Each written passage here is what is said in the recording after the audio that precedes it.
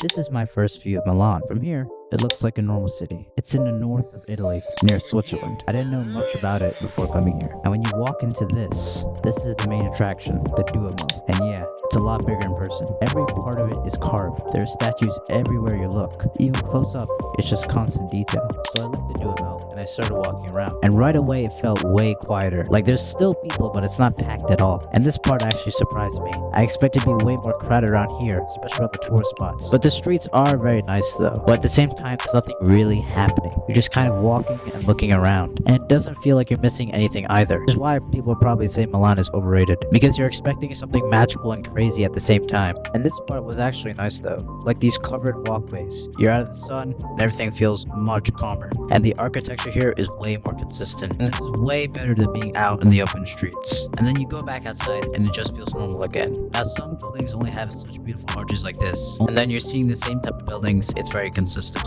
Just like this. And some buildings have very, very beautiful Roman arches. And Milan has very normal modern buildings as well. Especially the sculptural one. Once again, these are the very famous golden arches that are very beautiful. And more than often you'll find statues attached to the buildings that they were in Milan, which are a nice pretty addition. And statues built by the guy that founded the city, like in this picture, which I'm going to talk about in a minute.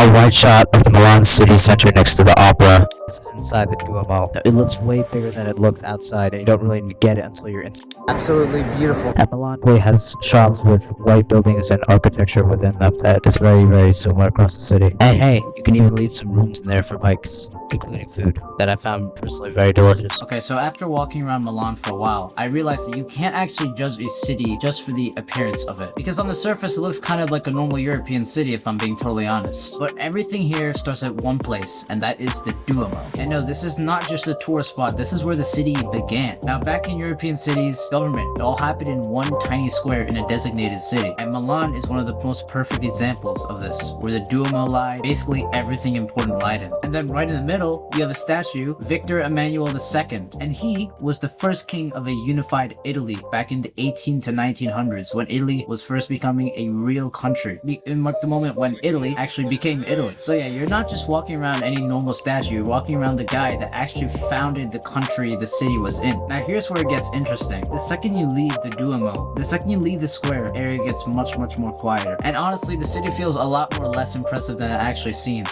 And that's because European cities are typically built outward from the center. And so when you're here, you're at the peak. And every step of the way that you take a step away from the square, you are moving away from the most important part of the city. And a lot of this layout actually connects to Roman design, because the Romans were very obsessed with infrastructure and architecture. Straight roads, central points, and everything planned out. And that's why you see streets like this, very long, very predictable, very common, nothing really peculiar and like differentiated from the other streets. All the streets look pretty much the same. And even these walkways where the arches are at, they look pretty same as well. That's not any random design, that's how Milan is supposed to be built as. That's what the city is supposed to stand for. Which is kind of the opposite of how I walk through cities. Because when I typically walk through cities, I'm just typically lost all the time. But Milan is not Rome. Rome is built to show off and to impress you. But Milan isn't supposed to impress you. It's just how it is. Milan is a fashion city centered around business, modeling, basically everything you name it when it comes to Italians. And these modern buildings give it the function that Milan needs to achieve these fashionable industries. And that's why some areas of Milan are typically more modern and more robust than others. And like people here are actually working. They're not posting on Instagram like right over here every 5 minutes. And this is where people start saying Milan is very overrated. And I can get that. Because after a while, Milan starts to feel extremely similar. You walk down one street, one another, it's the same boring design, the same arches, the same street, the same color. For God's sake, I can pull up a bunch of pictures right over here, right over there.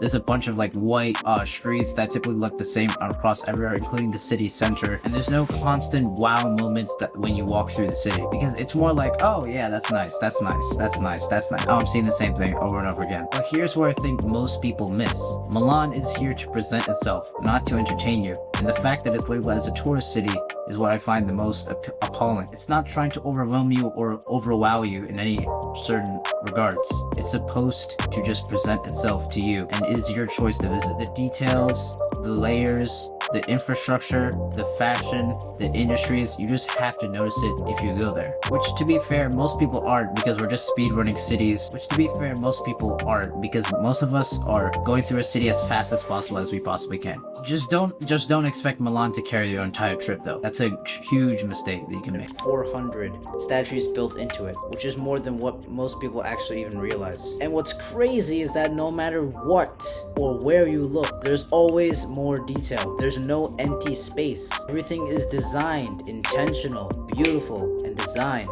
And you could genuinely stare into this for hours and still be amazed by it and see new things at every single time. And then when you walk through Milan, you're not just seeing one time period like World War II, modern buildings. You're walking through the whole city's history, layers on top of layers on top of layers against each other. And yet somehow the city still connects to these central places. It's what gives Milan its central identity. It sits on its historical side and its modern side at the same time. Now Milan was actually bombed heavily during World War II, and large parts of the city were destroyed. And so unlike Rome, which stayed much more preserved to shape it into what it is today. And when a city rebuilds, it rebuilds what's modern at the same time. And that's why Milan feels so much more different than other Italian cities. You'll see much more older architecture mixed with very, very modern buildings as seen here. It's because the city isn't just historical, it's consistently evolving. Now these arches actually look like they were built for design, but they actually aren't. And they serve a real purpose. They serve to protect people from rain, heat, and other hazardous weather conditions to protect the citizens of Milan. And you're constantly cutting through covered spaces that Milan intentionally built to safeguard you. And at first I didn't notice it, but I realized it was everywhere throughout the city, which I thought was personally very interesting. And Milan is actually the main economic center of Italy,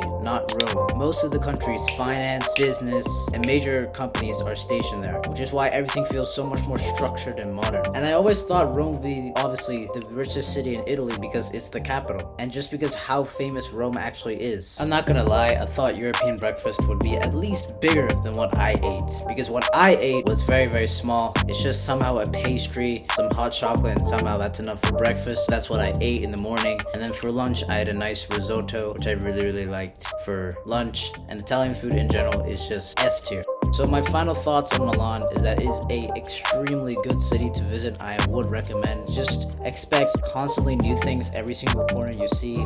See modern buildings that were replaced by World War II bombings, and then see the historical side. See the Duomo. The Duomo is one of the main attractions of Milan. Enjoy the Milanese food, Milanese, whatever it's called, Milanese food, whatever you call it. At the end of the day, Milan is a very, very complex city that I found very, very interesting and fascinating, and this is something that I carried my energy into when I visit Rome as well.